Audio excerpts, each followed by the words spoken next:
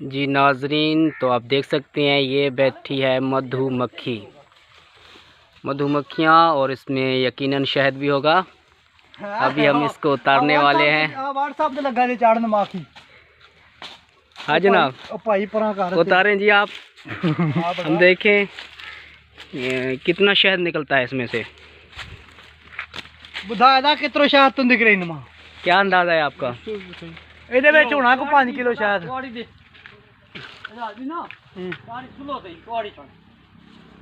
शहद है। अब इसने सिगरेट भी जला लिया है, सिगरेट से उतारेगा, लेकिन ये नीचे से कैसे उतारेंगे? आपको ऊपर जाना पड़ेगा ना जिन्ना साहब। जिन्ना साहब सही, आप क्या समझते हो कितना माल होगा इस? 5 किलो। 5 किलो, हाँ जी। सर आपका क्या अंदाजा है नसीर साहब? अंदाजा नहीं है।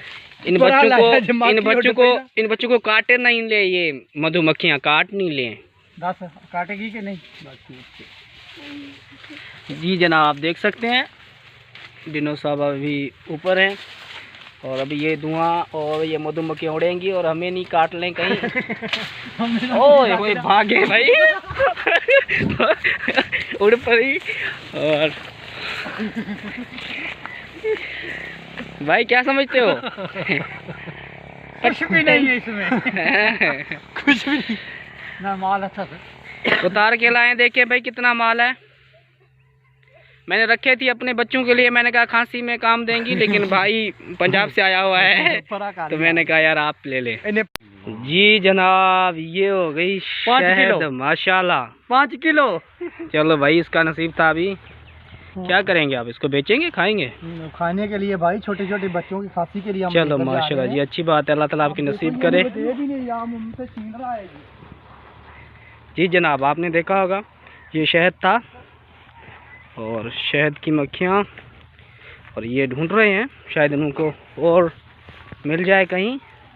कुत्ते यार अखत सुबह। हाँ भाई, दिखा कुछ? नहीं दिखा, इसको अभी ढूंढ रहा है। जी हाँ, हम गांव में ऐसे ढूंढते हैं मधुमक्खियाँ कहाँ बैठी हुई हैं और शहद कहाँ हमें मिलेगा, फिर हम ढूंढते हैं और जब मिल जाए तो फिर हम उतार के खाते हैं।